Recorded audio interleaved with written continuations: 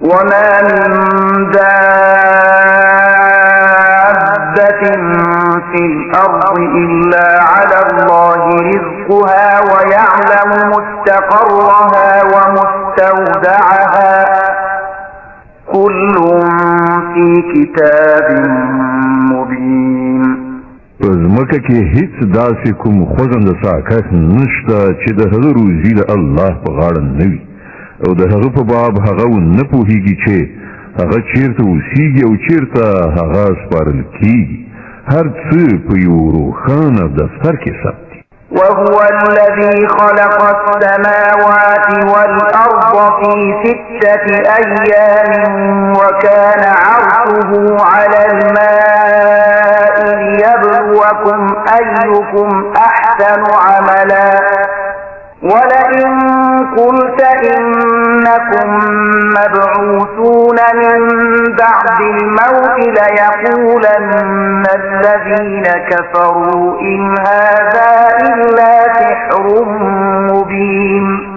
او همغه دی چې آسمانونه او ځمکه یې په شپږو ورځو کې پیدا کړل چې له هغه نه مخکې د هغه عرش پر اوبو باندې و تر څو تاسې وازمایي وګوري چې په تاسو کې څوک د غوره کړو وړو خاوند دی. اوس که ای محمده تو ووایې چې ای خلکو له مرګه وروسته به تاسې د دوهم ځل لپاره راپاڅول شئ نو منکران به سمدلاسه ووایي چې دا خبره خو ښکاره کوډې دي یعنې دروغ دي. ولئن أخرنا عنهم العذاب إلى أمة معدودة ليقولن ما يحدثه ألا يوم يأتيهم ليس مصروفا عنهم وحاق بهم ما كانوا به يستهزئون. او که مونږ تر یوې ټاکلې مودې پورې د هغو سزا یعنې عذاب وځنډو نو هغوی به ووایي چې کوم شي هغه سزا ایثار کړې ده. واورئ په کومه ورځ چې د هغې سزا وخت راشي نو هغه به د هیڅ چا په اړولو وانه اړولی شي او همغه شی به هغوی را ایثار کړي چې هغوی ورپورې ملنډې وهي. ولئن أذقنا الإنسان منا رحمة ثم نزعناها منه إنه ليئوس كفور. او که چیرې موږ انسان ته له خپلې خوا نعمت ور په برخه کړو بیا یې ورڅخه واخلو نو دی د الله له رحمت څخه مایوسه کېږي او پرې انکار کوي. ولئن أذقناه نعماء بعد ضراء مسته ليقولن ذهب السيئات عني إنه لفرح فخور. او کله هغه کړاونه وروسته چې پر هغه باندې راغلی و موږ په هغه باندې د نعمت خوند څکو نو وایي زما ټوله بېوزلي ایسته شوه بیا هغه ډېره خوښي کوي او ویاړي. إلا الذين صبروا وعملوا الصالحات أولئك لهم مغفرة وأجر كبير. لدې عیب نه که څوک پاک دي نو صرف هغه کسان چې صبر کوونکي او نیکو کاران دي او همغوی دي چې د هغوی لپاره هم بخښنه ده او هم لوی مکافات. فلعلك تارك بعض ما يوحى إليك وضائق به صدرك أن يقولوا لولا أنزل عليه كنز أو جاء معه ملك إنما أنت نذير والله على كل شيء وكيل. نو ای پیغمبره چیرته داسې نه وي چې ته له هغو شیانو څخه کوم شی له وینا نه پرېږدي چې تا ته وحي کېږي او په دې خبره باندې زړه تنګی شي چې هغوی به ووایي چې په دې سړي باندې کومه خزانه ولې راتویې نه شوه یا دا چې له ده سره کومه فرښتې ولې رانغله. ته خو یوازې خبردار ورکوونکی هاخوا د هر څه څارندوی ساتونکی الله دی. أم يقولون افتراه قل فأتوا بعشر سور مثله مفتريات وادعوا من استطعتم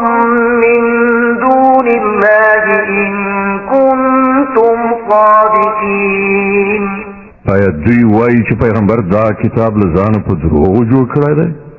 وایه ښه که داسې ده نو د ده په څېر 10 صورتونه په دروغو جوړ کړي راوړئ او له الله نه پرته نور چې هر څوک ستاسې معبودان دي هغوی که د مرستې لپاره رابللی شئ نو راویې بلئ که تاسې د دوی په معبود ګڼلو کې رښتیني یاست. فإن لم يستجيبوا لكم فاعلموا أنما أنزل بعلم الله وأن لا إله إلا هو فهل أنتم مسلمون. اوس که هغوی یعنی ستاسې معبودان ستاسې مرستې ته نه رسیږي نو وپوهیږئ چې دا د الله په علم سره نازل شوی دی او دا چې له الله نه پرته کوم بل حقیقي معبود نشته نو آیا تاسې د دې حق په وړاندې د اطاعت سر ښکته کوئ؟ من كان يريد الحياة الدنيا وزينتها نوفي إليهم أعمالهم فيها وهم فيها لا يبخسون. کوم خلک چې یوازې د همدې دنیا د ژوند او د هغې د ښکلاو غوښتونکي وي د هغو کړو وړو ټوله میوه موږ هم دلته ورکوو او په دې کې له هغو سره هیڅ کمی نه کیږي. أولئك الذين ليس لهم في الآخرة إلا النار وحبط ما صنعوا فيها وباطل ما كانوا يعملون. خو په آخرت کې د دغه راز خلکو لپاره له اوره پرته نور څه نشته. هلته به معلومه شي چې څه چې هغوی په دنیا کې کړي دي هغه ټول خاورې ری شول او اوس د هغو ټول کړه وړه محض باطل دي. أفمن كان على بينة من ربه ويتلوه شاهد منه ومن قبله كتاب موسى إماما ورحمة أولئك يؤمنون به ومن يكفر به من الأحزاب فالنار موعده فلا تك في مرية منه إنه الحق من ربك ولكن أكثر الناس لا يؤمنون. خنو هغه څوک چې د خپل رب له لوري یوه څرګنده شاهدي درلودله له هغې وروسته یو بل شاهد هم د پروردګار لخوا د دې شاهدۍ په تایید کې راغی او مخکې د موسی علیه السلام کتاب هم د لارښود او رحمت په ډول راغلی موجود. آیا هغوی هم د ماجد پرستانو غوندې ورنه انکار کولی شي؟ داسې کسان خو به په ده باندې ایمان راوړي او له انساني ډلو نه چې هر څوک ورنه انکار وکړي نو د هغه لپاره چې د کوم ځای وعده ده هغه دوزخ دی. نو ای پیغمبره ته د دې شي له پلوه په کوم شک کې مه لویږه دا حق دی ستا د رب له لوري خو زیاتره خلک یې نه مني. ومن أظلم ممن افترى على الله كذبا أولئك يعرضون على ربهم ويقول الأشهاد هؤلاء الذين كذبوا على ربهم ألا لعنة الله على الظالمين. او له هغه چانه به بل غټ ظالم څوک وي چې پر الله باندې دروغ وتړي دغه راز خلک به د خپل رب حضور ته وړاندې کړی شي او شاهدان به شاهدي ووایي چې دا دي هغه خلک چې پر خپل رب باندې دروغ تړي. واورئ په ظالمانو باندې د خدای لعنت دی. الذين يصدون عن سبيل الله ويبغونها عوجا وهم بالآخرة هم كافرون. په هغو ظالمانو باندې چې د خدای له لارې نه خلک منع کوي د هغه د لارې کوږوالی غواړي او له آخرت نه منکري.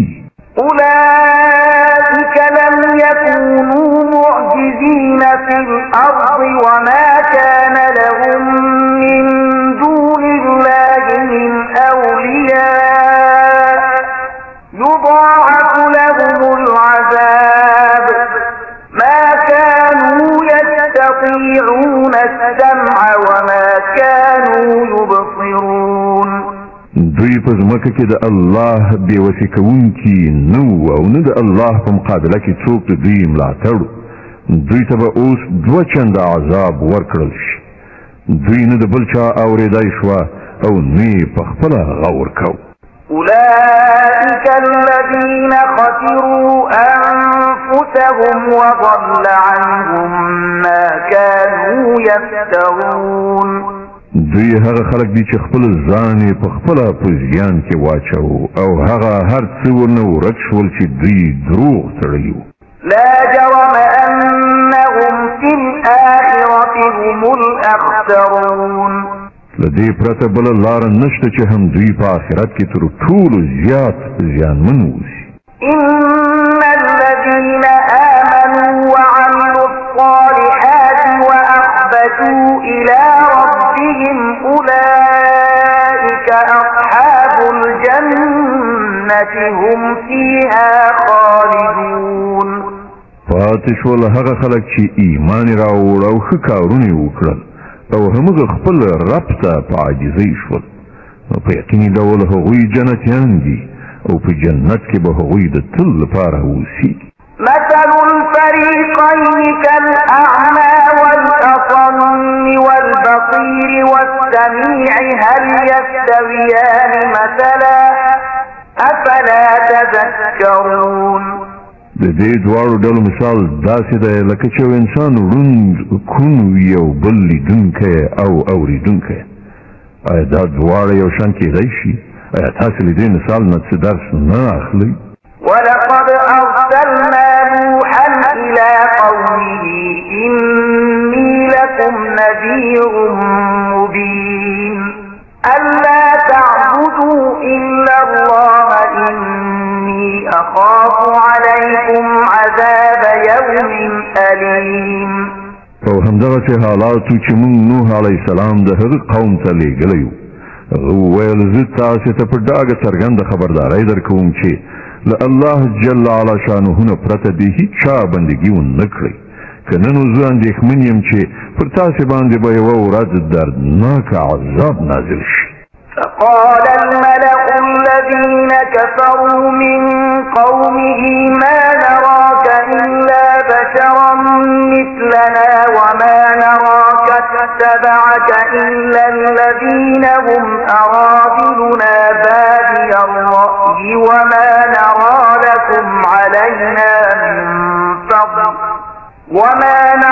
لكم علينا من فضل بل نظنكم كاذبين. په جواب کې د هغه د قوم هغه مشرانو چې د هغه د خبرې له منلو نه انکار کړی وو وویل زموږ په نظر کې خو ته له دې پرته نور څه نه یې چې صرف زموږ غوندې یو انسان یې او موږ به ګورو چې زموږ له قوم نه صرف هغو کسانو چې زموږ په نظر ټیټ خلک وو بې فکره او سنجشه یې ستا پیروي غوره کړې ده او موږ هیڅ شی هم داسې نه مومو چې په هغه کې تاسې له موږ نه څه تفوق ولرئ بلکې موږ خو تاسې دروغجن ګڼو. قال يا قوم أرأيتم إن كنت على بينة من ربي وآتاني رحمة من عنده فعميت عليكم أنلزمكموها وأنتم لها كارهون. هغه وویل ای زما قومه لږ شان فکر وکړئ نو سمه ده چې که زه د خپل رب له لوري پر یوې څرګندې شاهدۍ باندې ولاړم او بیا هغه زه په خپل ځانګړي رحمت سره هم سرلوړی کړم خو هغه تاسې ونه شوه لیدلی ښه نو له موږ سره څه وسیله ده چې تاسې منل نه غواړئ او موږ په زوره هغه ستاسې په سر باندې وتپو. ويا قوم لا أسألكم عليه مالا إن أجري إلا على الله وما أنا بطارد الذين آمنوا إنهم ملاقو ربهم ولكني أراكم قوما تجهلون. او ای قومه زه په دې وظیفه باندې له تاسې نه کوم مال نه غواړم زما اجر خو په الله باندې دی او زه د هغو خلکو شړونکی هم نه یم چې زما خبره یې منلې ده هغوی په خپله د خپل رب حضور ته ورتلونکي دي خو زه ګورم چې تاسې جهالت غوره کوئ ويا قوم من ينصرني من الله إن طردتهم أفلا تذكرون او ای قومه که زه دغه خلک وشړم نو د خدای له نیونې څخه به ما څوک وژغوري ستاسې په ذهن کې آیا دومره خبره هم نه کینی ولا أقول لكم عندي خزائن الله ولا أعلم الغيب ولا أقول إني ملك ولا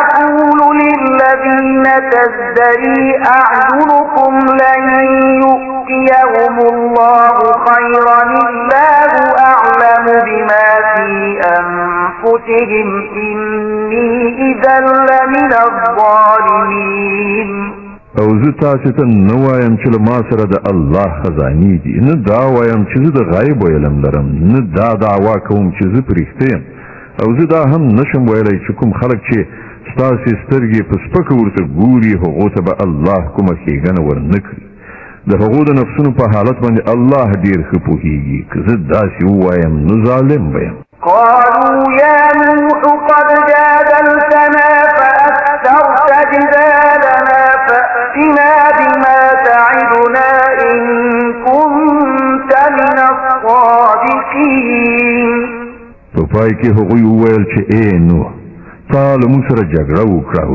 ډېره دې وکړه اوس نو زیاتي هغه عذاب راوله چې ته موږ ته د هغه اخطار راکوې که رښتونه یې قال إنما يأتيكم به الله إن شاء وما أنتم بمعجزين نوح جواب ورکړ هغه خو به الله راولي که خوښه شي او تاسې دومره زور وس نه لرئ چې د هغې مخنیوی وکړئ ولا ينفعكم نصحي إن أردت أن أنصح لكم إن كان الله يريد أن يغويكم هو ربكم وإليه ترجعون اوس که زه ستاسې څه خیر ښېګڼه هم وغواړم نو زما خیر غوښتنه تاسې ته هېڅ ګټه نشي رسولی کله چې الله ستاسې د بېلاریتوب اراده کړي همغه ستاسې رب دی او د همغه لوري ته ستاسې ورستنېدل دي أم يقولون افتراه قل إن افتريته فعلي إجرامي وأنا بريء مما تجرمون ای محمد صلی الله علیه وسلم دا خلک وایي چې دغه سړي دا هر څه په خپله له ځانه دروغ جوړ کړي دي دوی ته ووایه که ما دا له خپله ځانه دروغ غوټه کړي وي نو پر ما باندې د خپل جرم مسؤلیت دی او کوم جرم چې تاسې کوئ د هغه له مسؤلیت نه زه خلاص یم وأوحي إلى نوح أنه لن يؤمن من قومك إلا من قد آمن فلا تبتئس بما كانوا يفعلون نوح علیه السلام ته وحی وشوه چې ستا له قوم نه چې کوم خلکو ایمان راوړ هغو راوړ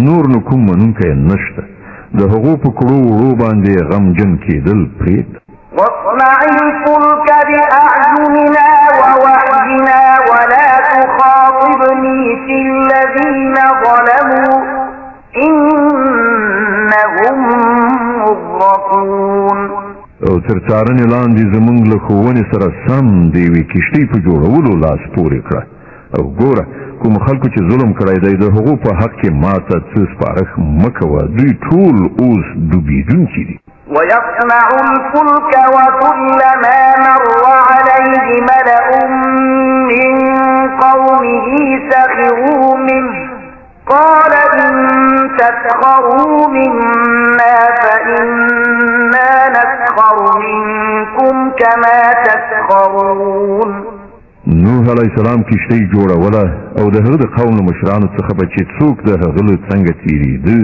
په هغه پورې به یې ملنډې وهلې هغه وویل که تاسې په موږ پورې ملنډې وهئ نو موږ هم په تاسې پورې ملنډې وهو.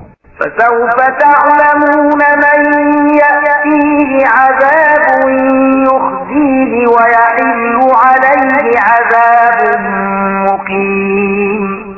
ډېر ژر به تاسې ته په خپله معلومه شي چې په چا باندې هغه عذاب راځي چې هغه به رسوا کاندي او په چا باندې به هغه بلا را پریوزي چې ایسته به یې نشي کړی.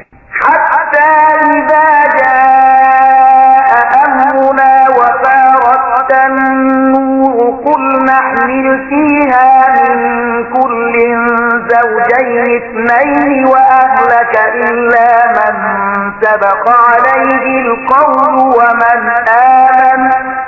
وما آمن معه إلا قليل.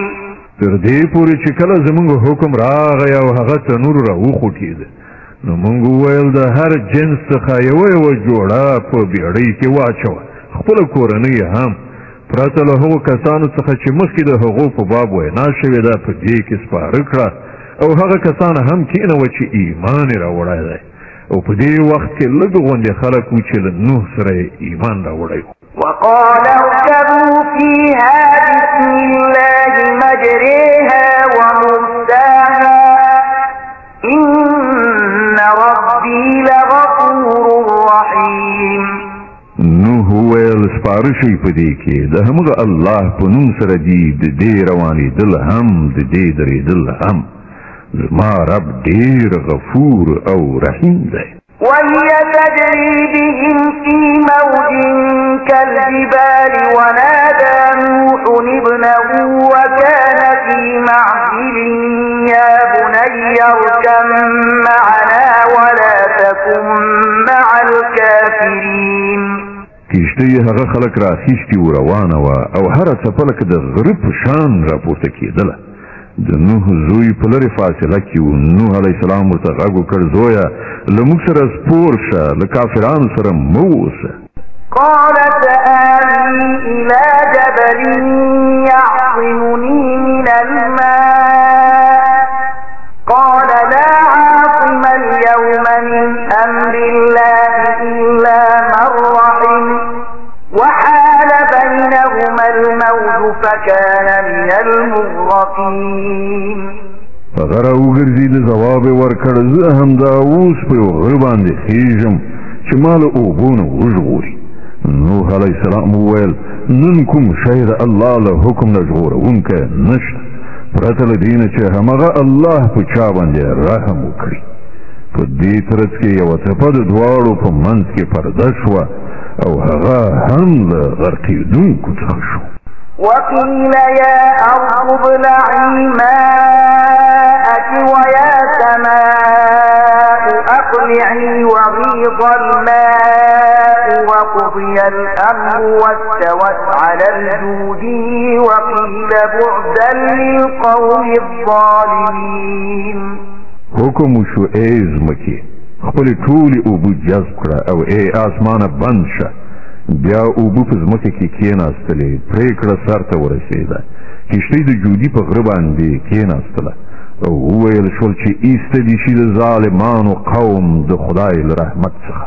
ونادى نوح ربه فقال رب إن ابني من أهلي وإن وعدك الحق وأنت أحكم الحاكمين.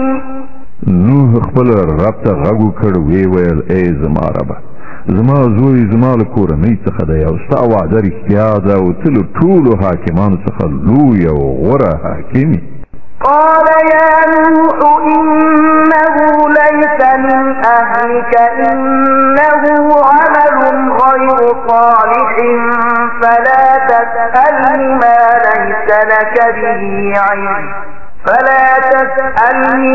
ليس لك به علم إني أعظك أن تكون من الجاهلين. جواب کې الله ویل ای نوح هغه ستا له کورنۍ څخه نه دی هغه خو د یو فاسد عمل خاوند دی نو ته له ما څخه د هغې خبرې غوښتنه مه کوه چې ته د هغې په حقیقت باندې نه پوهېږي. زه تا ته نصیحت کوم چې خپل ځان د جاهلانو غوندې ونه ګرځوي. قال رب إني أعوذ بك أن أسألك ما ليس لي به علم وإلا تغفر لي وترحمني أكن من الخاسرين. نوح علیہ السلام سمدلاسه عرض وکړ ای زما ربه زه تا ته پناه دروړم او له دې نه چې له تا نه هغه څه وغواړم چې زه پرې نه پوهېږم. که ته ما ته بښنه ونه کړې او رحم راباندې ونه کړې نو زه به برباد شم. قيل يا نوح اهبط بسلام منا وبركات عليك وعلى ممن معك وأمم سنمتعهم ثم يمسهم منا عذاب أليم. د الله لخوا حکم شو ای نوح کوز شه زما له لوري سلامتیا او برکتونه دي پر تا باندې او پر هغو کسانو چې ستا ملګري دي او ځینې ډلې داسې هم شته چې په دنیا کې به د دوی برخه ورکړو بیا به زموږ له لوري دوی ته دردناک عذاب ورسي. تلك من أنباء الغيب نوحيها إليك ما كنت تعلمها أنت ولا قومك من قبل هذا فاصبر إن العاقبة للمتقين. اے محمد صلی الله علیه وسلم دا غیبی خبرونه دي چې موږ تاسو وحی کوو. د دې نه مخکې نه ته ورباندې پوهېدلې نه ستا قوم نو صبر وکړه نتیجه د پرهیزګارانو په ګټه ده. وإلى عاد أخاهم هودا قال يا قوم اعبدوا الله ما لكم من إله غيره إن أنتم إلا مفترون. او د عادیانو لوري ته مونږ د هغو ورور هود ولیږه هغه وویل ای قومه د الله بندګي وکړئ له هغه پرته ستاسې بل هیڅ کوم خدای نشته تاسې محض دروغ غوټه کړي. يا قوم لا أسألكم عليه أجرا إن أجري إلا على الذي فطرني أفلا تعقلون. ای قوم په دې کار باندې زه له تاسې نه کوم اجر نه غواړم زما اجر خو د هغه ذات په غاړه دی چې هغه زه پیدا کړی یم. تاسې له پوهې نه لږ غوندې کار نه اخلئ. ويا قوم استغفروا ربكم ثم توبوا إليه يرسل السماء عليكم مدرارا ويزدكم قوة إلى قوتكم ولا تتولوا مجرمين. او ای زما قوم له خپل رب نه بښنه وغواړئ بیا د هغه لوري ته وګرځئ هغه به پر تاسې باندې د آسمان ورخونه پرانیزي یعنې باران راواستوي او ستاسې په اوسني قوت سربیره به نور قوت تر زیات کړي د مجرمانو په څېر مخ مه اړوئ. قالوا يا هود ما جئتنا ببينة وما نحن بتاركي آلهتنا عن قولك وما نحن لك بمؤمنين. هغو ځواب ورکړ ای یهوده ته مونږ ته له کومې څرګندې شاهدۍ سره نه یې راغلی او ستا په وینا سره مونږ خپل معبودان نه شو پرېښودلی او پر تا باندې مونږ ایمان راوړونکي نه یو. إن نقول إلا اعتراك بعض آلهتنا بسوء قال إني أشهد الله واشهدوا أني بريء مما تشركون. مونږ خو دا انګیرو چې پر تا باندې زموږ له معبودانو څخه د کوم یو ګزار لګېدلی دی یعنې ستا عقل ته یې تاوان رسولی دی. هود ویل زه د الله شاهدي وړاندې کوم او تاسې شاهدان اوسئ دا چې تاسې له الله څخه پرته نور په خدایي کې برخوال ګڼلي دي زور څخه بېزاري. من دونه فكيدوني جميعا ثم لا تنظرون. تاسې ټول په لاس یو کولو زما پر خلاف په خپل اقدام کې لا مه کوئ او ما ته یوه ذره مهلت مه راکوئ. إني توكلت على الله ربي ربي وربكم ما من دابة إلا هو آخذ بناصيتها إن ربي على صراط مستقيم. زما توکل پر الله باندې دی چې زما رب هم دی او ستاسې رب هم. هیڅ ساکښ داسې نشته مګر دا چې د هغه چوټۍ یعنی د ټنډې ویښتان د هغه په لاس کې نه وي، یعنی هغه تسلط پرې ونه لري. بېشکه زما رب په سمه لاره باندې دی. فإن تولوا فقد أبلغتكم ما أرسلت به إليكم ويستخلف ربي قوما غيركم ولا تضرونه شيئا إن ربي على كل شيء حفيظ. که تاسې مخ اړوئ نو واړوئ، یعنی که نافرماني کوئ نو ویې کړئ. زه چې له کوم پیغام سره تاسې ته رالیږل شوی وم هغه مې تاسې ته رسولی دی. اوس به زما رب ستاسې په ځای بل قوم راپاڅوي او تاسې به هغه ته هیڅ زیان ونه شئ رسولی. په یقیني ډول زما رب په هر څه باندې څارونکی دی. ولما جاء أمرنا نجينا هودا والذين آمنوا معه برحمة منا ونجيناهم من عذاب غليظ. بیا کله چې زمونږ حکم راغی نو مونږ په خپل رحمت سره هود او هغه خلک چې له هغه سره ایمان راوړی وژغورل او له یو سخت عذاب نه مو هغو ته نجات ورکړ. وتلك عاد جحدوا بآيات ربهم وعصوا رسله واتبعوا أمر كل جبار عنيد. دغه دي عادیان د خپل رب له آیاتونو څخه منکر شول، د هغه د پیغمبرانو خبره یې ونه منله او د حق د هر جابر دښمن پیروي وکړه. وأتبعوا في هذه الدنيا لعنة ويوم القيامة ألا إن عادا كفروا ربهم ألا بعدا لعاد قوم هود. په پای کې په دې دنیا کې هم پر هغو باندې لعنت وغورځېده او د قیامت په ورځ هم واورئ عادیان په خپل رب کافران شول. واورئ لرې وغورځول شول عادیان د هود قوم د الهي له رحمت څخه.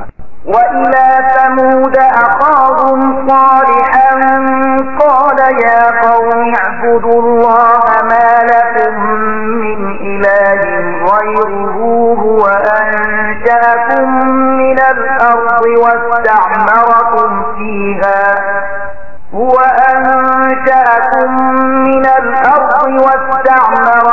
فيها فاستغفروه ثم توبوا إليه إن ربي قريب مجيب. او د سمودیانو لوري ته مونږ د هغو ورور صالح ولیږه. هغه وویل ای زما قومه د الله بندګي وکړئ، له هغه پرته ستاسې هیڅ کوم بل خدای نشته. هماغه ذات دی چې تاسې له ځمکې نه پیدا کړي یاست او دلته یې تاسې میشته کړي یې، نو تاسې له هغه نه بښنه وغواړئ او د هغه لوري ته راوګرځئ. په باوري توګه زما رب نږدې دی او هغه د دعاګانو ځواب ویونکی دی.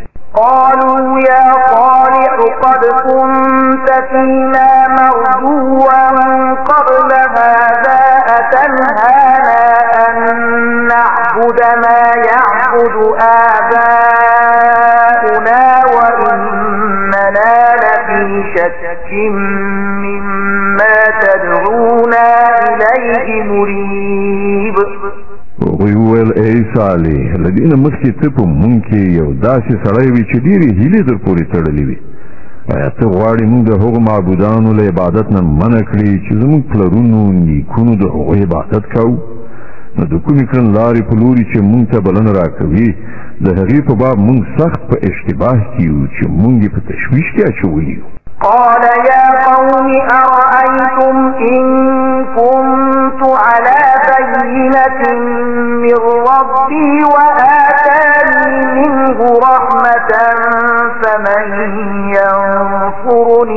من الله إن عصيته فما تزيدونني غير تخفيف. صالح ویل ای قومه تاسو په دې خبره باندې څه فکر کړی دی چې کما د خپل رب لور یو روښانه شاهدي درلودله او بیا هغه په خپل رحمت سره هم سر لوړی کړم نو له دې نه وروسته به د الله له نیونې څخه څوک ما وژغوري که زه د هغه له حکم نه سر وغړوم تاسو زما څه په درد خوړلی شئ پرته له دې نه چې ما نور هم په زیان کې وغورځوئ.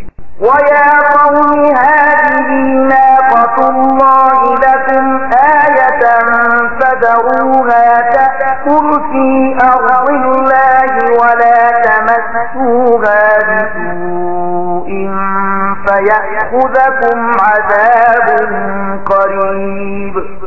او ای زما قوم وګورئ دا د الله اوښه ستاسو لپاره یوه نښانه ده دا د خدای په ځمکه کې د څرېدو لپاره آزاده پرېږدئ په دې باندې هیڅ تعرض مه کوئ که نه نو څه زیات وخت به تېر نه شي چې پر تاسې باندې به د خدای عذاب راشي.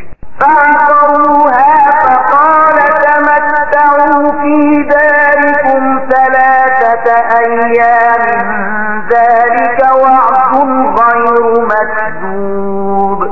خو هغوی اوښه ټپي او ووژله په دې سره صالح هغوی ته خبرداری ورکړ چې اوس صرف 3 ورځې په خپلو کورونو کې نور واوسېږي دا داسې مې یاد دی چې دروغ به ثابت نه شي. فلما جاء أمرنا نجينا صالحا والذين آمنوا معه برحمة منا ومن خزي يومئذ إن ربك هو القوي العزيز. په پای کې چې کله زموږ د فیصلې وخت راغی نو موږ په خپل رحمت سره صالح او هغه کسان چې له هغه سره ایمان راوړی وژغورل او د هغې ورځې له رسوایي نه مو هغوی خوندي کړل بېشکه همدا ستا رب په اصل کې زورور او برلاسی دی. وأخذ الذين ظلموا الصيحة فأصبحوا في ديارهم جاثمين كأن لم يغنوا فيها ألا إن ثمود كفروا ربهم ألا بعدا لثمود. پاتې شول هغه خلک چې هغوی ظلم کړی وو نو یوې سختې زلزلې هغوی ونیول او هغوی په خپلو سیمو کې داسې بې حسه او بې حرکته مړه وغورځېدل چې تا به ویل هغوی هلته له سره اوسېدلي نه واورئ سمودیان په خپل رب کافر شول واورئ سمودیان لرې وغورځول شول د الهي له رحمت څخه. ولقد جاءت رسلنا إبراهيم بالبشرى قالوا سلاما قال سلام فما لبث أن جاء بعجل حنيذ. او ګورې ابراهیم ته زموږ په رښتې زیری ورکوونکي ورغلې ویې ویل پر تا دې سلام وي. ابراهیم ځواب ورکړ پر تا دې هم سلام وي. بیا ډیر وخت نه شو چې ابراهیم د هغو د مېلمستیا لپاره یو سور کړای شوی خوسی راوړ. فلما رأى أيديهم لا تصل إليه نكرهم وأوجس منهم خيفة قالوا لا تخف إنا أرسلنا إلى قوم لوط. او کله چې ولیدل چې د هغو لاسونه خوړو ته نه رسېږي نو د هغه ورباندې اشتباه راغله او په زړه کې ورڅخه ویره احساس کړه. هغه وویل مه ویرېږه موږ خو د لوط د قوم خوا ته لېږل شوي. وامرأته قائمة فضحكت فبشرناها بإسحاق ومن وراء إسحاق يعقوب. د ابراهیم مېرمن هم ولاړه وه هغې د دې په اورېدو سره وخندل بیا موږ هغې ته د اسحاق او له اسحاق نه وروسته د یعقوب زیری ورکړ. قالت يا ويلتى أألد وأنا عجوز وهذا بعلي شيخا إن هذا لشيء عجيب. هغې وویل هی زما شامې ته اوس به زما اولاد وشي په داسې حال کې چې زه ډېره زړه شوی یم او دغه زما میړه هم زوړ شوی دا خو ډېره حیرانوونکې خبره ده. قالوا أتعجبين من أمر الله رحمة الله وبركاته عليكم أهل البيت إنه حميد مجيد. فرښتو وویل د الله په حکم باندې حیرانېږي؟ د ابراهیم کورنۍ پر تاسې باندې خو د الله رحمت او د هغه برکتونه دي او په باوري ډول الله د ډېرې ستاینې وړ او د ستر شان څښتن دی. فلما ذهب عن إبراهيم الروع وجاءته البشرى يجادلنا في قوم لوط. بیا کله چې د ابراهیم وارخطایي ایسته شوه او د اولاد په زیري د هغه زړه خوشحاله شو نو هغه د لوط د قوم په موضوع کې له موږ سره په شخړه لاس پورې کړ. إن إبراهيم لحليم أواه منيب. په حقیقت کې ابراهیم د ډېر زغم او نرم زړه خاوند او په هر حال کې زموږ لوري ته رجوع کوله. يا إبراهيم أعرض عن هذا إنه قد جاء أمر ربك وإنهم آتيهم عذاب غير مردود. په پای کې زموږ فرښتو هغه ته وویل ای ابراهیمه له هغه یعنې دغه کار نه لاس واخله ستا د رب حکم شوی دی او اوس پر هغو خلکو باندې هغه عذاب راتلونکی دی چې د هیڅ چا په مخنیوي مخه نشي نیول کېدی. ولما جاءت رسلنا لوطا سيء بهم وضاق بهم ذرعا وقال هذا يوم عصيب. او کله چې زموږ فرښتې لوط ته ورغلې نو د هغو په راتګ سره هغه ډېر وارخطا او زړه تنګی شو او ویې ویل چې نن ډېره د غم ورځ.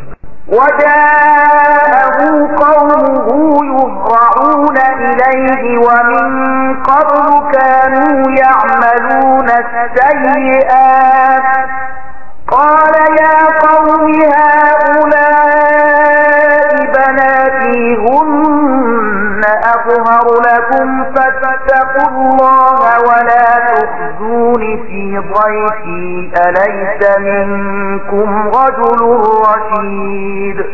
د دغو مېلمنو له راتګ سره سم د هغه د قوم خلک د هغه د کور خوا ته په منډه منډه ورغلل. له پخوا نه هغوی له همدغسې بدکاریو سره عادت. لوط هغو ته وویل ورونو زما دا لوڼې شته دوی ستاسې لپاره ډېرې پاکې دي لږ له خدایه وویرېږئ زما د مېلمنو په باب ما مه خجالت کوئ آیا په تاسې کې هوښیار سړی نشته؟ قالوا لقد علمت ما لنا في بناتك من حق وإنك لتعلم ما نريد. هغو ځواب ورکړ تا ته خو معلومه ده چې ستا په لوڼو کې زموږ څه برخه نشته او ته په دې باندې هم پوهېږي چې موږ څه غواړو. قال لو أن لي بكم قوة أو آوي إلى ركن شديد. لوط علیه السلام وویل کاشکې ما دومره زور درلودلی چې تاسې مې سم کړي وای یا کومه کلکه آسره یعنې تکیه ځای وای چې هغې ته مې پناه ور وړی وای. قالوا يا لوط إنا رسل ربك لن يصلوا إليك فأسر بأهلك بقطع من الليل ولا يلتفت منكم أحد إلا امرأتك إنه مصيبها ما أصابهم إن موعدهم الصبح أليس الصبح بقريب. په دې وخت کې فرښتو هغه ته وویل ای لوطه موږ ستا د رب لېږل شوي فرښتې یو دا خلک به تا ته هېڅ ضرر ونشي رسولی نو چې یو څه شپه پاتې شي د خپل کور غړي دې درسره واخله وځه او ګوره له تاسې څخه دې هېڅوک شاته نه ګوري مګر ستا مېرمن به ملګرتیا درسره ونه کړي ځکه چې پر هغې باندې هغه څه راتلونکي دي چې په دې خلکو باندې تېرېدونکي دي د دوی د تباهی لپاره د سهار وخت ټاکل شوی دی د سبا کېدو لا اوس څه ګڼېدل دي فلما جاء أمرنا جعلنا عاليها سافلها وأمطرنا عليها حجارة من سجيل منضود مسومة عند ربك وما هي من الظالمين ببعيد بیا کله چې زموږ د فیصلې وخت را ورسید نو موږ هغه سیمه په بل مخ نسکوره کړه او پر هغې باندې مو د پخې شوې خټې د تیږو باران وراوو چې له هغو نه هر یوه تیږه ستا د رب په وړاندې په نښه شوې نومول شوې وه او د ظالمانو نه دا عذاب څه لرې نه دی وإلى مدين أخاهم شعيبا قال يا قوم اعبدوا الله ما لكم من إله غيره ولا تنقصوا المكيال والميزان إني أراكم بخير وإني أخاف عليكم عذاب يوم محيط او د مدین خلکو ته مونږ د هغو ورور شعیب ولید هغه وویل ای زما د قوم خلکو د الله بندګي وکړئ له هغه پرته ستاسې هیڅ کوم بل خدای نشته او په تله او پیمانه کې کمی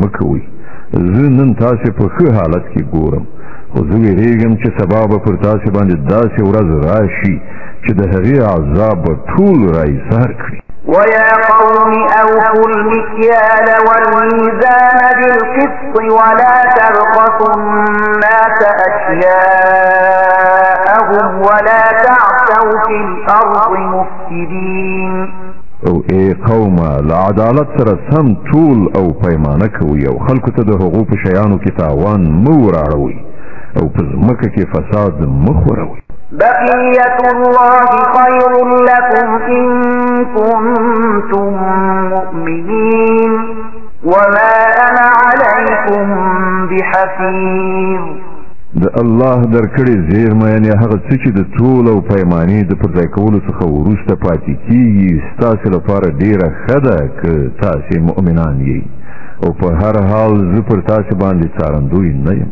قالوا يا شعيب أصلاتك تأمرك أن نترك ما يعبد آباؤنا أو أن نفعل في أموالنا ما نشاء إنك لأنت الحليم الرشيد هغو جواب ورکړ ای شعیبه آیا ستا لمونځ تا ته دا درښیي چې موږ هغه ټول معبودان پرېږدو چې زموږ پلرونو نیکونو د هغوی عبادت کوو یا دا چې موږ دې په خپلو مالونو کې د خپلې خوښې سره سم د تصرف کولو واک ونه لرو یوازې همدا څه نو یو لوړ ظرفی او ریښتونی انسان پاتې شوی قال يا قوم أرأيتم إن كنت على بينة من ربي ورزقني منه رزقا حسنا وما أريد أن أخالفكم إلى ما أنهاكم عنه إن أريد إلا الإصلاح ما استطعت وما توفيقي إلا بالله عليه توكلت وإليه أنيب شعیب وویل ورونو تاسې په خپله فکر وکړئ چې که زه د خپل رب له لوري په یوې روښانې شاهدۍ باندې وم او بیا هغه له خپل لوري نه ماته ښه روزي هم راکړه نو له دې نه وروسته زه ستاسې په ګمراهیو او حرام خوریو کې له تاسې سره ګډون څنګه کولی شم او زه هیڅکله دا نه غواړم چې له کومو خبرو نه چې زه تاسې منع کوم د هغو په خپله مرتکب شم زه خو اصلاح کول غواړم تر څو پورې مې چې وس رسیږي او زه چې د څه شي سرته رسول غواړم هغه په ټوله معنا د الله په توفیق پورې منحصر دي ما پر همغه باندې توکل کړی دی او په هره معامله کې د همغه لوري ته رجوع کوم ويا قوم لا يجرمنكم شقاقي أن يصيبكم مثل ما أصاب قوم نوح أو قوم هود أو قوم صالح وما قوم لوط منكم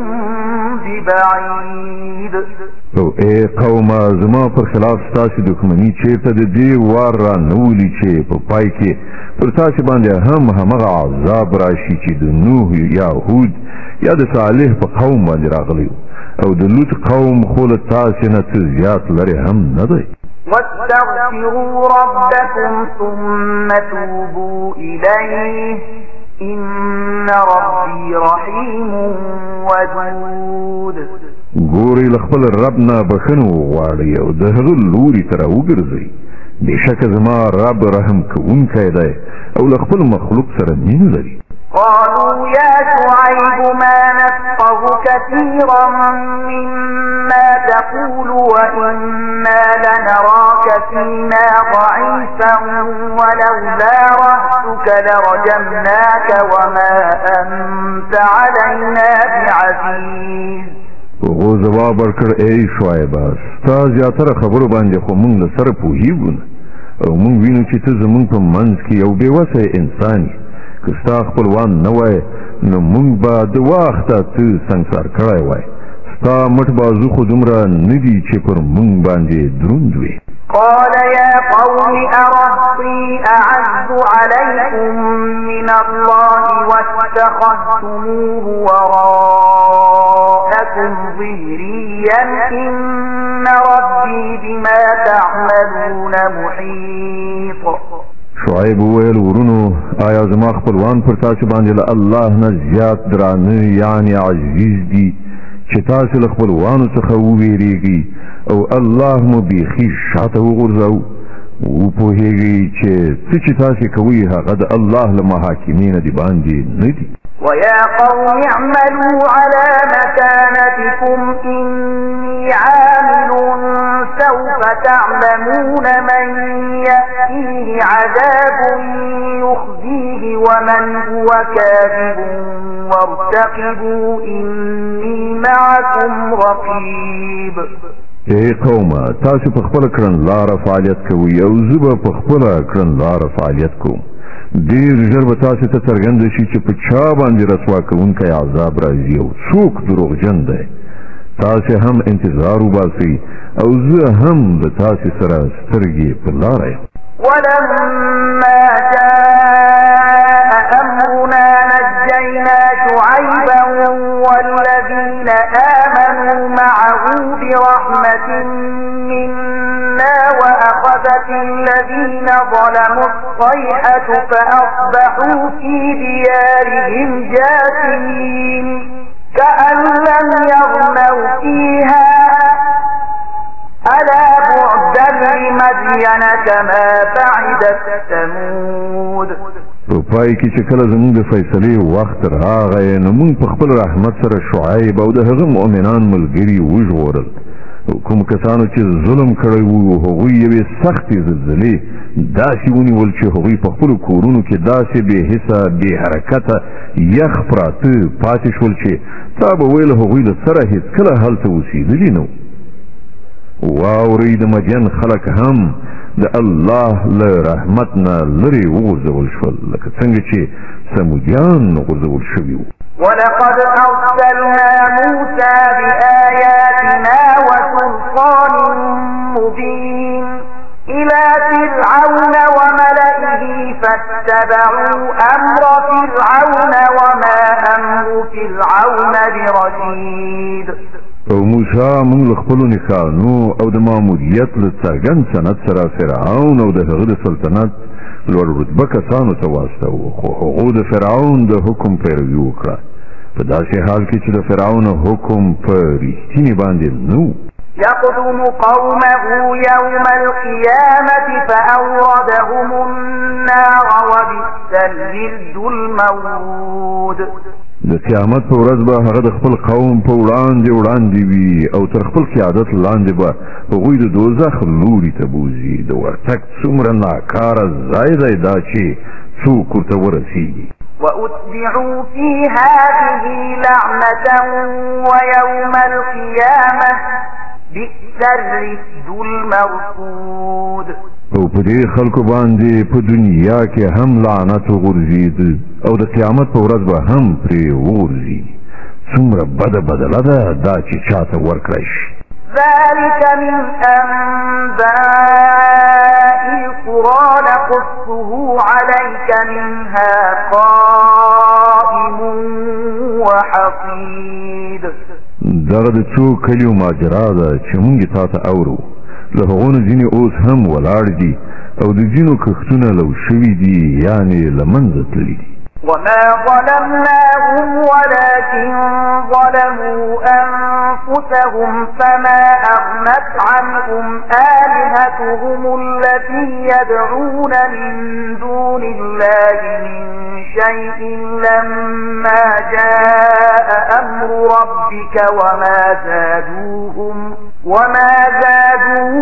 غير تتبيب مونږ پر هغو باندې ظلم نه دی کړی هغو په خپله پر خپل ځان ظلم وکړو کله چې د الله حکم راغی نو د هغو هغه معبودان چې هغو له الله نه پرته بلل د هغو هیڅ په کار را نغلی شول او هغو له هلاکت او بربادۍ نه پرته هغو ته نوره څه ګټه ونه رسوله وكذلك أخذ ربك إذا أخذ القرى وهي ظالمة إن أخذه أليم شديد او ستا رب چې کله کومې ظالمې سیمې نیسي نو بیا د هغه نیول همداسې وي په واقع کې د هغه نیونه ډېره سخته او دردناکه وي إن في ذلك لآية لمن خاف عذاب الآخرة ذلك يوم مجموع له الناس وذلك يوم مشهود حقیقت دا دی چې په دې کې د هر هغه چا لپاره یوه نښانه ده چې د آخرت له عذاب نه ویره وکړي هغه به یوه داسې ورځ وي چې په هغې کې ټول خلک راغونډ وي او په هغه ورځ کې چې بیا هر څه وي د ټولو تر نظر لاندې به وي وما نؤخره إلا لأجل معدود مونږ د هغې راوستل څه دومره ډېر زیات نه وروسته کوو یعنې تاخیر کوو نه د هغې لپاره صرف یوه په شمار حساب موده ټاکلې ده يوم يأتي لا تكلم نفس إلا بإذنه فمنهم شقي وسعيد کله چې هغه راشي نو هیڅ چاته به د خبرې کولو مجال نه وي مګر دا چې د خدای په اجازه څه عرض وکړي نو څه خلک به په هغه ورځ بدمرغه وي او څه نیکمرغه فأما الذين شقوا ففي النار لهم فيها زفير وشهيق خالدين فيها ما دامت السماوات والأرض إلا ما شاء ربك إن ربك فعال لما يريد څوک چې بدمرغه وي هغوی به دوزخ ته لاړ شي چې هلته به د ګرمۍ او تندې له ډېرې سختۍ نه د هغوی ستمهار او په شهار وي او په همغه حالت کې به هغوی د تل لپاره اوسیږي تر څو پورې چې ځمکه او اسمانونه ولاړ وي مګر دا چې ستا رب بل څه وغواړي بېشکه ستا رب بشپړ واکمن دی چې څه غواړي کوي وأما الذين سعدوا ففي الجنة خالدين فيها ما دامت السماوات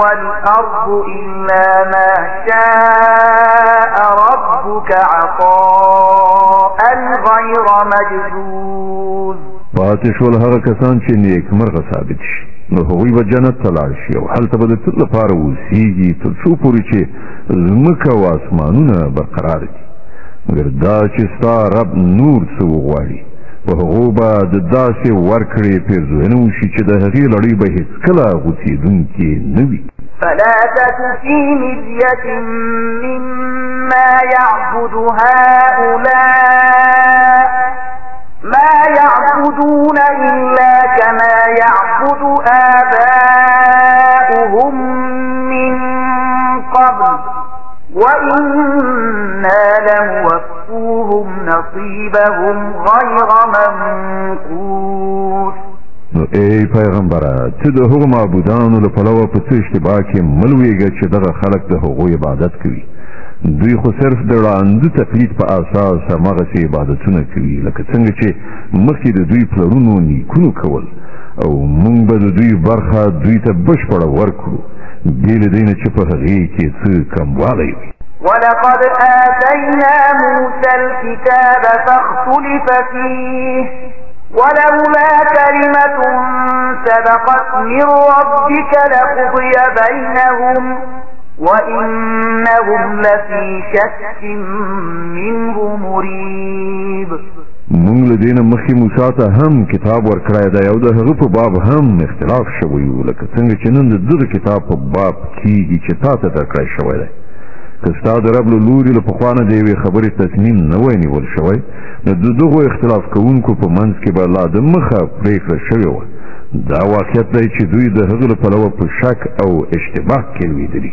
وَإِنَّ كُلًّا لَمَّا لَيُوَفِّيَنَّهُمْ رَبُّكَ أَعْمَالَهُمْ إِنَّهُ بِمَا يَعْمَلُونَ خَبِيرٌ.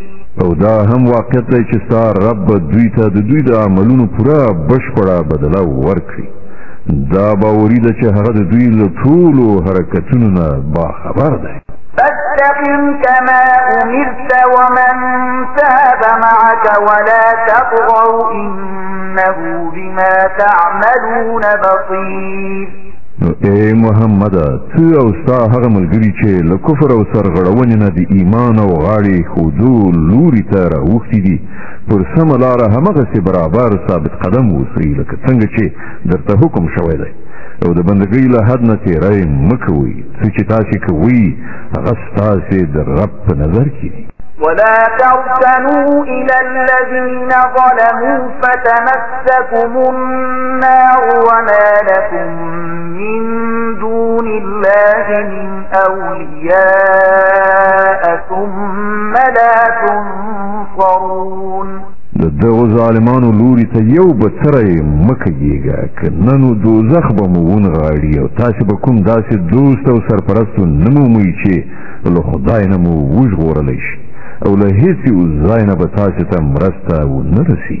وأقم الصلاة طرفي النهار وزلفا من الليل إن الحسنات يذهبن السيئات ذلك ذكرى للذاكرين.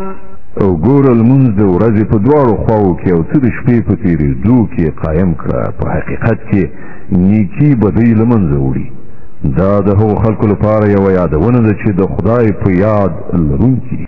واصبر فإن الله لا يضيع أجر المحسنين. او صبر وکړه الله د نیکي کوونکو اجر هیڅکله نه ضایع کوي. فلولا كان من القرون من قبلكم أولو بقية ينهون عن الفساد في الأرض إلا قليلا ممن أنجينا منهم واتبع الذين ظلموا ما أسرفوا فيه وكانوا مجرمين. نو ولې په هغو قومونو کې چې له تاسې نه مخکې تېر شوي دي د خیر خلک موجود نه شول چې خلک یې په ځمکه کې له فساد راوړلو نه منع کړي وای. دغسې خلک را پیدا شول هم خو ډېر لږ چې موږ هغوی له هغو قومونو نه وژغورل. که نه نو ظالمان خلک خو په همغو خوندونو پسې شول چې د هغو وسایلو ته پرېمانه ورکړل شوي وو او هغوی مجرمان وګرځېدل. وما كان ربك ليهلك القرى بظلم وأهلها مصلحون. ستا رب داسې نه دی چې کلي په ناحقه تباه کړي په داسې حال کې چې د هغو اوسېدونکي سمون راوستونکي یعنې اصلاح راوستونکي وي. ولو شاء ربك لجعل الناس أمة واحدة ولا يزالون مختلفين إلا من رحم ربك ولذلك خلقهم وتمت كلمة ربك لأملأن جهنم من الجنة والناس أجمعين. بېشکه که ستا رب غوښتلی نو ټول خلک به یې د یو دین پیروان ګرځولي وو، مګر اوس خو به هغوی په بېلابېلو لارو تلو روان وي او له لار ورکۍ نه به یوازې هغه خلک وژغورل شي چې پر هغو باندې ستا د رب رحمت دی. د ټاکلو او غوره کولو د همدغې ازادۍ لپاره خو یې هغوی پیدا کړي او ستا د رب هغه خبره پوره شوه چې هغه ویلي وو چې زه به دوزخ له پیریانو او انسانانو ټولو نه ډک کړم.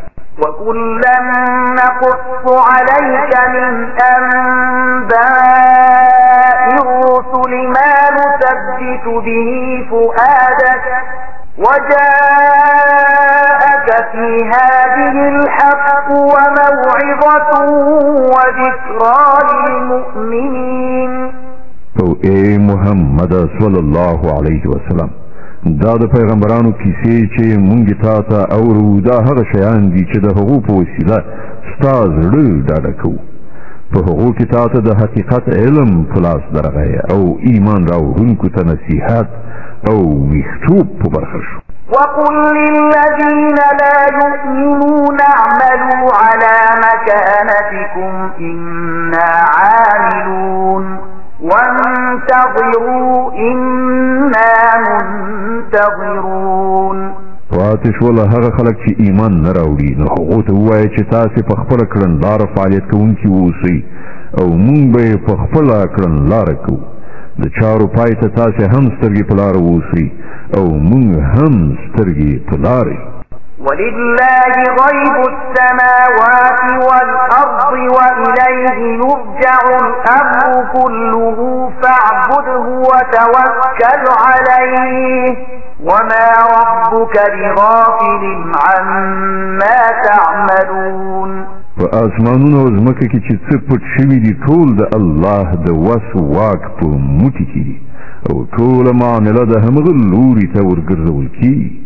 نو ای پیغمبره ته د هغه بندګي وکړه او پر همغه توکل وکړه څه چې تاسې کوئ ستا رب له هغو نه بېخبر نه دی. ألف لام را تلك آيات الكتاب المبين. الف لام را دا د هغه کتاب آیاتونه دي چې خپله مدعا ښکاره روښانه بیانوي. إنا أنزلناه قرآنا عربيا لعلكم تعقلون. موږ هغه نازل کړی دی قرآن مو ګرځولی دی په عربي ژبه کې تر څو چې تاسې عرب پر هغه باندې په ښه شان پوه شئ. نحن نقص عليك أحسن القصص بما أوحينا إليك هذا القرآن وإن كنت من قبله لمن الغافلين. اے محمد صلی الله علیه وسلم، مونږ دا قرآن تا ته وحی کړی دی په ډېر ښه اسلوب سره پیښې او حقایق درته بیانوو، که نه مخکې له دې خو له دې شیانو نه بیخي بېخبره وي. إذ قال يوسف لأبيه يا أبت إني رأيت 11 كوكبا والشمس والقمر رأيتهم لي ساجدين. دا د هغه وخت یادونه ده چې کله یوسف علیه السلام خپل پلار ته وویل پلار جانه ما خوب لیدلی دی چې 11 ستوري دي او لمر او سپوږمۍ ده او هغوی ماته سجده کوي. قال يا بني لا تقصص رؤياك على إخوتك فيكيدوا لك كيدا إن الشيطان للإنسان عدو مبين. په ځواب کې د هغه پلار وویل زوی کیه دا خوب د خپلو وروڼو ته مه وایه که نه نو هغوی به ستا د ربړولو په هڅه کې شي. حقیقت دا دی چې شیطان د انسان ښکاره دښمن دی. وكذلك يجتبيك ربك ويعلمك من تأويل الأحاديث ويتم نعمته عليك وعلى آل يعقوب كما أتمها على أبويك من قبل إبراهيم وإسحاق إن ربك عليم حكيم. او همداسې به وي لکه څنګه چې تا په خوب کې لیدلی دي چې ستا رب به تا د خپل کار لپاره وټاکي او تا ته به د خوبونو او حوادثو تعبیر در زده کړي او پر تا او د یعقوب علیه السلام پر ټبر باندې به خپل نعمت په همغه شان پوره کړي لکه څنګه چې له دې نه مخکې ستا په مشرانو ابراهیم علیه السلام او اسحاق علیه السلام باندې پوره کړی دی دا یقیني ده چې ستا رب پوه او د حکمت خاوند دی. لقد كان في يوسف وإخوته آيات للسائلين. حقیقت دا دی چې د یوسف علیه السلام او د هغو د ورونو په قصه کې د دې پوښتونکو یعنی د حق د پلټونکو لپاره سترې نښانې دي. إذ قالوا ليوسف وأخوه أحب إلى أبينا منا ونحن عصبة إن أبانا لفي ضلال مبين. دا قصه داسې پیل کیږي چې د هغو ورونو په خپل منځ کې سره وویل دا یوسف او د هغه ورور دواړه زموږ پلار ته له موږ ټولو نه زیات ګران دي په داسې حال کې چې موږ یو پوره ټولګی یو.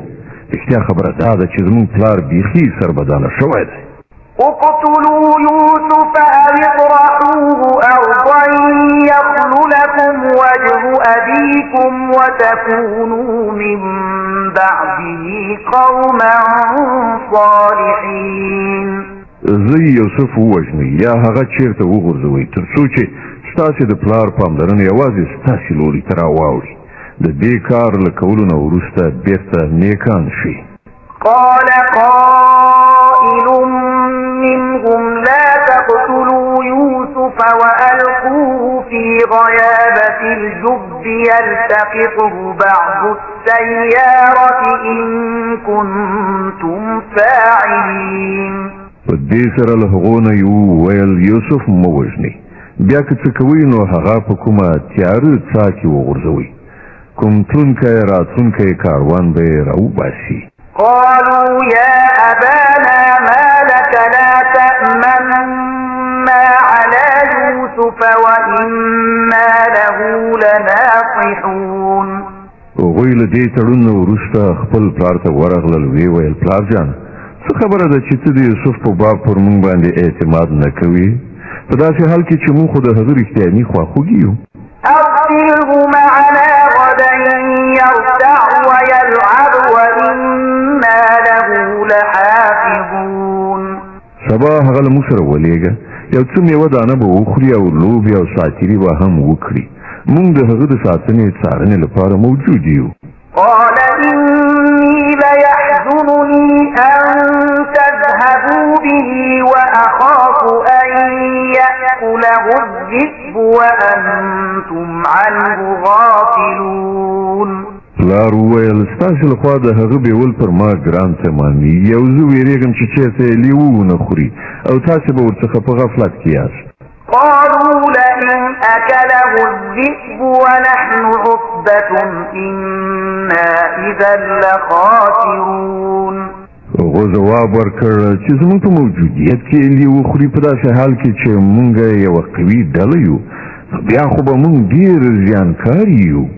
فلما ذهبوا به وأجمعوا أن يجعلوه في غيابة الجب وأوحينا إليه لتنبئنهم بأمرهم هذا وهم لا يشعرون. په دغه شان ټینګار کولو سره یې چې کله هغه له ځان سره بوت او هغوی وپتېله چې هغه په یوه تیاره څاه کې واچوي نو موږ یوسف ته وحي وکړه چې یو وخت به راشي چې ته به دوی ته دغه حرکت ورپه زړه کړي دوی د خپل کار له نتایجو نه ناخبره دي. وجاءوا أباهم عشاء يبكون قالوا يا أبانا إنا ذهبنا نستبق وتركنا يوسف عند متاعنا فأكله الذئب وما أنت بمؤمن لنا ولو كنا صادقين. ماښام هغوی په ژړا انګولا خپل پلار ته راغلل او ویې ویل پلار جانه موږ د ځغلېدو په مسابقه بوخت او یوسف مو د خپلو اسبابونو څنګ ته پریښی و چې په دې ترڅ کې لیوه راغی هغه یې وخوړ. ته به زموږ په خبره باور ونه کړې که موږ رښتینې هم اوسو. وجاءوا على قميصه بدم كذب قال بل سولت لكم أنفسكم أمرا فصبر جميل والله المستعان على ما تصفون. او هغوی د یوسف کمیس د دروغو په وینه لړلی د ځان سره راوړی و. د دې په اورېدلو د هغو پلار وویل بلکې ستاسې نفس ستاسې لپاره یو لوی کار اسانه کړ. ښه نو صبر به وکړم او په ښه شان به یې وکړم. کومه خبره چې تاسې غوټه کوئ پر هغې باندې له همغه الله نه مرسته غوښتل کېدی شي. وجاءت سيارة فأرسلوا واردهم فأدلى دلوه قال يا بشرى هذا غلام وأسروه بضاعة والله عليم بما يعملون. هاخوا یو کاروان راغی او هغه خپل سقاو د اوبو راوړلو لپاره ولید. سقاو چې په څا کې ډوله وغورځوله نو د یوسف په لیدلو یې نارې کړې مبارک دې وي دلته خو یو هلک دی. هغو خلکو هغه د تجارت مال وګاڼه پټې کړ. په داسې حال کې څه چې هغوی کول خدای پرې خبر. وشروه بثمن بخس دراهم معدودة وكانوا فيه من الزاهدين. په پای کې هغوی هغه په لږ غوندې بیه د څو درهمو په بدل کې خرڅ کړ او هغوی د هغه د بیې په موضوع کې دومره زیات هیلهمن نه وو. وقال الذي اشتراه من مصر لامرأته أكرمي مثواه عسى أن ينفعنا أو نتخذه ولدا وكذلك مكنا ليوسف في الأرض ولنعلمه من تأويل الأحاديث والله غالب على أمره ولكن أكثر الناس لا يعلمون. د مصر کوم سړي چې هغه واخیست هغه خپلې مېرمنې ته وویل دا یې په ښه شان ساته لرې نه ده چې دا یې زموږ لپاره ګټور ثابت شي یا موږ دا یې په زوی ولی ونیسو.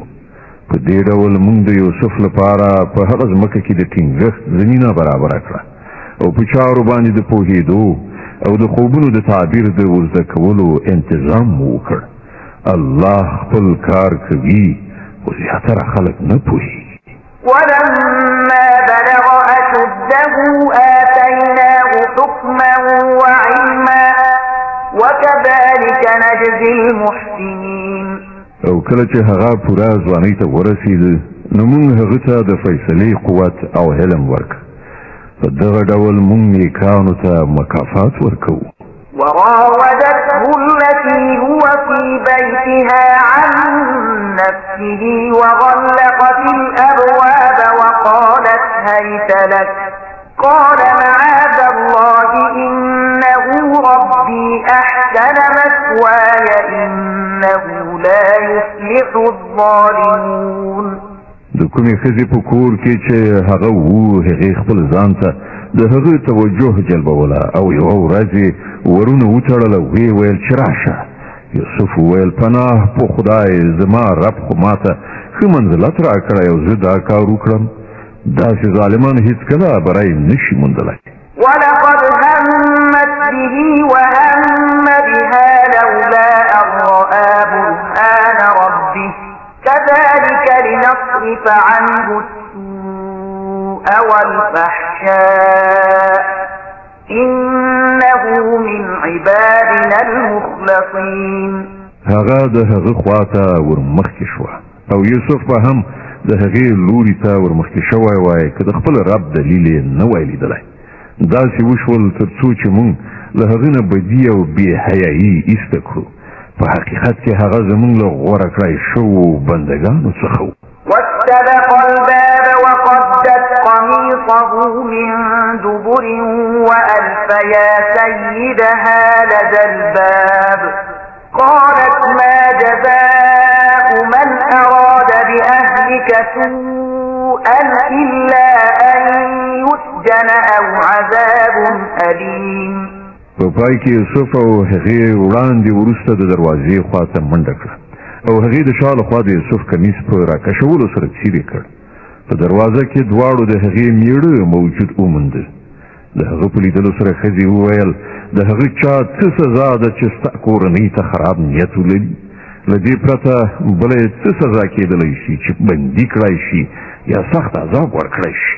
قال هي راودتني عن نفسي وشهد شاهد من أهلها إن كان قميصه قد من قبل فصدقت وهو من الكاذبين وإن كان قميصه قد من دبر فكذبت وهو من الصادقين. یوسف وویل دې زما د جلبولو هڅه کوله. د هغې ښځې له خپل ټبر نه یو چا د نښې بېلګې شاهدي وړاندې کړه چې که د یوسف کمیس د مخې نه شلېدلی وي نو ښځه رښتینې ده او دی دروغجن، او که د هغه کمیس د شا له لوري شلېدلی وي نو ښځه دروغجنه ده او دی رښتونی. فلما رأى قميصه قد من دبر قال إنه من كيدكن إن كيدكن عظيم. کله چې میړه ولیدل چې د یوسف کمیس د شا له لوري شلېدلی دی نو ویې ویل دا ستاسې ښځو مکرونه دي، په رښتیا چې ستاسې چلونه د حد نه زیات دي. يوسف أعرض عن هذا واستغفري لذنبك إنك كنت من الخاطئين. یوسفه له دې خبرې نه تېر شه او ای ښځې ته د خپلې ګناه بښنه وغواړه، همدا څه په اصل کې ګناهکاره وي. وقال نسوة في المدينة امرأة العزيز تراود فتاها عن نفسه قد شغفها حبا إنا لنراها في ضلال مبين. د ښار ښځو په خپلو منځو کې اوازه ګډه کړه چې د عزیز میرمن په خپل زلمي غلام پسې شوې ده، مینې یې ناکراره کړې ده، زموږ په نزد خو هغه په څرګند ډول غلط کار کوي. فلما سمعت بمكرهن أرسلت إليهن وأعتدت لهن متكئا وآتت كل واحدة منهن سكينا وقالت اخرج عليهن فلما رأينه أكبرنه وقطعن أيديهن وقلن حاش لله ما هذا بشرا إن هذا إلا ملك كريم. هغې چې د هغو دغه له مکره ډکې خبرې واورېدې نو په هغو پسې استازی واستاوه او د هغو لپاره یې د تکیه کولو مجلس جوړ کړ او په مېلمستیا کې د هر یوې په وړاندې یوه چاړه کېښودله. بیا په همغه وخت کې چې کله هغوی میوې پرې کولې خوړلې هغې یوسف ته وویل چې د هغو مخې ته راوځه. کله چې د هغو ښځو نظر پر هغه باندې ولګېده نو هغوی هکې پکې پاتې شوې او خپل لاسونه یې غوڅ کړل او غیر اختیاري وویل پاک دی الله، دا سړی خو بشر نه دی، دی خو کومه لویه فرښته ده. قالت فذلكن الذي لمتنني فيه ولقد راودته عن نفسه فاستعصم ولئن لم يفعل ما آمره ليسجنن وليكونا من الصاغرين. د عزیز میرمنې وویل وګورئ دا دی هغه څوک چې د هغه په باب تاسې په ما پورې خبرې کولې. بېشکه چې ما د ده د جلبولو هڅه کړې وه، خدای وژغورل شو. که دی زما ویناو نه مني نو بندي او ډېر ذلیل او خوار به کړی شي.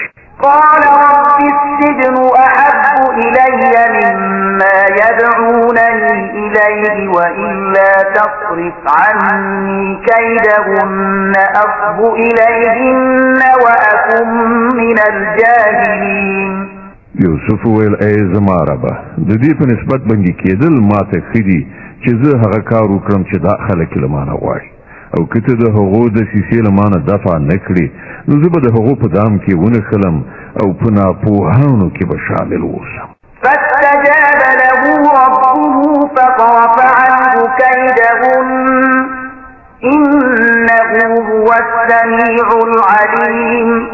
د هغه رب د هغه دعا قبول کړه او د هغو ښځو چلونه یې ورڅخه دفع کړل. بېشکه همغه دی چې د هر چا اوري او په هر څه پوهیږي.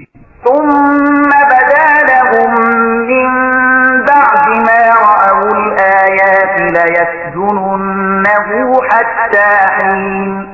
بیا هغو ته دا فکر ورغی چې د یوې مودې لپاره هغه بندي کړي په داسې حال کې چې هغوی د هغه د پاکلمنۍ او په خپله د خپلو میرمنو د ناوړه چلند څرګندې نښانې لیدلې وي.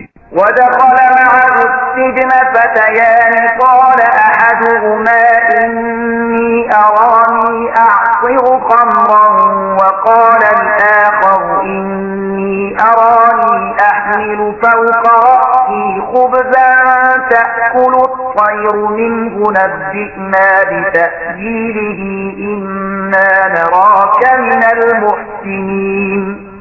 بندیخانې ته دوه نور غلامان هم له هغه سره ننوتل. یوه ورځ له هغو نه یو تن هغه ته وویل ما په خوب کې لیدلی دي چې زه انګور د شراب لپاره زبېښم. بل وویل ما ولیدل چې زما پر سر باندې ډوډۍ ایښي دي او مرغان یې خوري.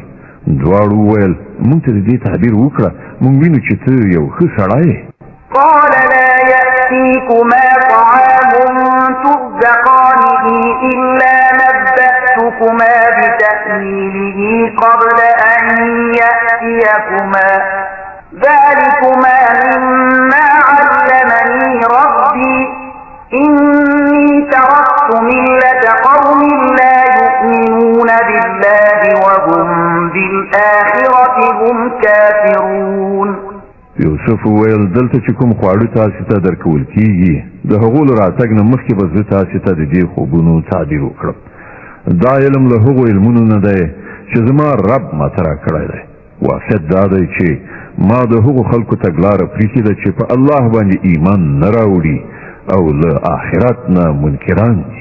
واتبعت ملة آبائي إبراهيم وإسحاق ويعقوب ما كان لنا أن نشرك بالله من شيء ذلك من فضل الله علينا وعلى الناس ولكن أكثر الناس لا يشكرون. د خپلو مشرانو ابراهیم علیه السلام، اسحاق علیه السلام او یعقوب علیه السلام تګلاره مې غوره کړې ده. زمونږ دا کار نه دی چې له الله سره څوک شریک وانګیرو. په حقیقت کې دا په مونږ او پر ټولو انسانانو باندې د الله فضل دی چې هغه مونږ له خپل ځانه پرته د بل چا غلامان نه یو ګرځولي او زیاتره خلک شکر نه باسي. يا صاحبي السجن أأرباب متفرقون خير أم الله الواحد القهار. ای د زندان ملګرو تاسو په خپل فکر وکړئ چې ډیر بیلابیل معبودان ښه دي یا هغه یو الله چې په ټولو باندې برلاسی دی. ما تعبدون من دونه إلا أسماء سميتموها أنتم وآباؤكم ما أنزل الله بها من سلطان إن الحكم إلا لله أمر أن لا تعبدوا إلا إياه ذلك الدين القيم ولكن أكثر الناس لا يعلمون. له هغه خدای پرته چې تاسې د چا بندګي کوئ هغوی له دې پرته نور هیڅ نه دي چې صرف څو نومونه دي چې تاسې او ستاسې پلرونو ایښي دي. الله د هغه لپاره کوم سند نه دی نازل کړی. د فرمانروایي قدرت له الله نه پرته د بل هیڅ چا لپاره نشته. د هغو حکم دی چې په خپله له هغه نه پرته تاسې د بل هیڅ چا بندګي مه کوئ. دا د ژوند سمه سیخه لاره ده خو زیاتره خلک نه پوهېږي. يا صاحبي السجن أما أحدكما فيسقي ربه خمرا وأما الآخر فيصلى يعلب فتأكل الطير من رأسه قضي الأمر الذي فيه تستفتيان. اې د زندان ملګرو، ستاسې د خوب تعبیر دا دی چې له تاسې نه یو تن خو به آزاد شي او خپل بادار یعنی د مصر باچا ته شراب ورکړي، پاتې شو دوهم نو هغه به په دارو زړول شي او مرغان به یې سر په ټنګو ټنګو وخوري.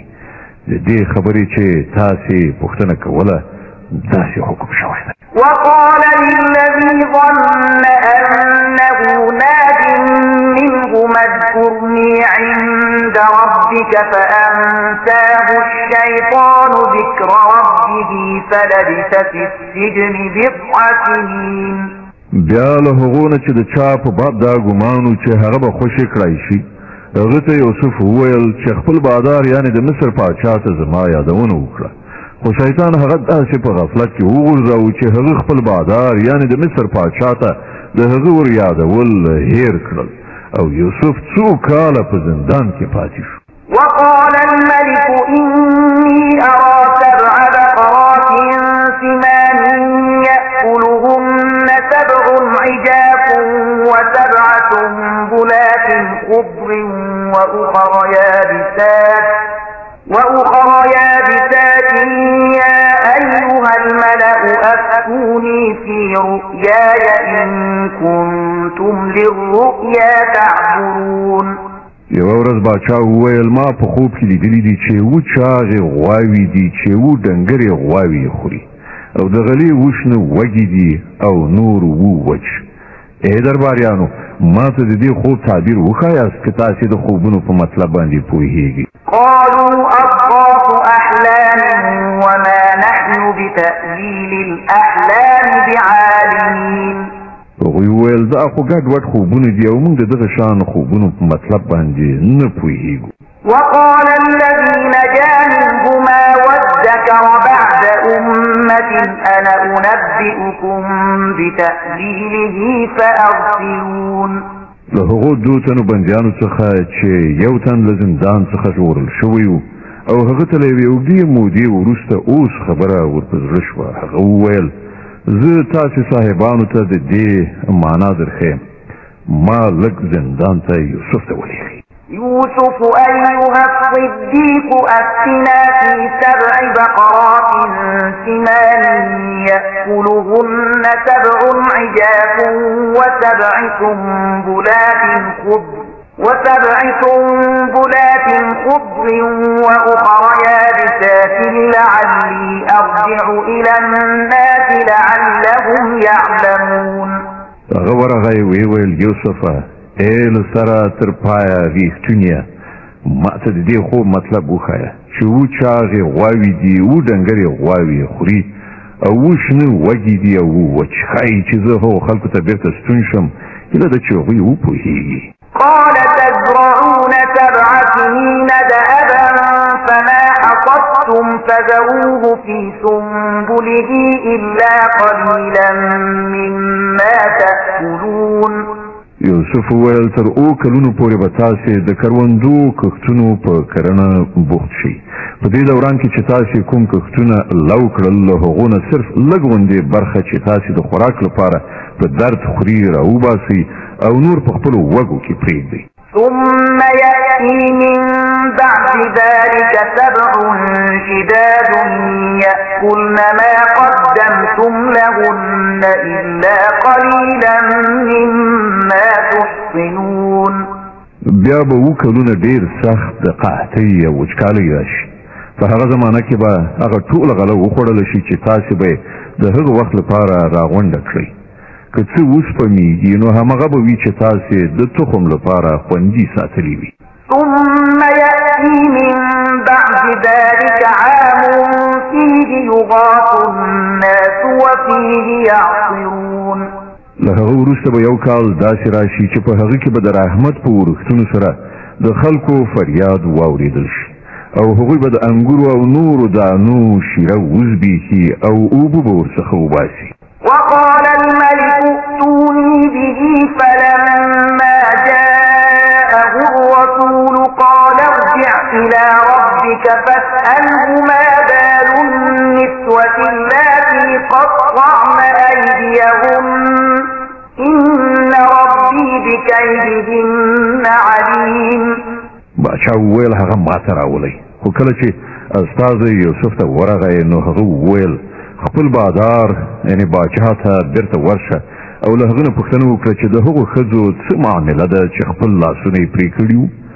زما رب د هغو له مکارۍ نه ښه خبر دی.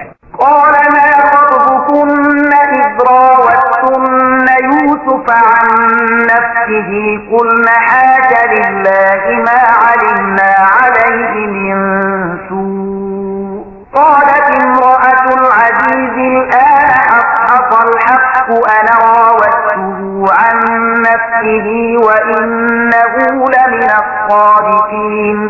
باچا له هغو ښځو نه پوښتنه وکړه تاسې د هغه وخت څه تجربه لرئ چې د یوسف د مینې جلبولو هڅه مو کړې وه؟ ټولو په یو آواز وویل پاک دی الله، موږ خو په هغه کې د بدۍ یو بڅری قدر هم ونه مونده. د عزیز مېرمنې وویل اوس حق څرګند شوی دی، هغه خو همدا زه ومه چې د هغه د مینې د راجلبولو هڅه مې کړې وه، بېشکه چې هغه بیخي ریښتونی دی. ذلك ليعلم أني لم أخنه بالغيب وأن الله لا يهدي كيد الخائنين. یوسف وویل له دې نه زما مطلب دا و چې عزیز په دې وپوهېږي چې ما پسې شا هغه سره خیانت نه و کړی او دا چې څوک چې خیانت کوي الله د هغو چلونه د بري په لاره نه سموي.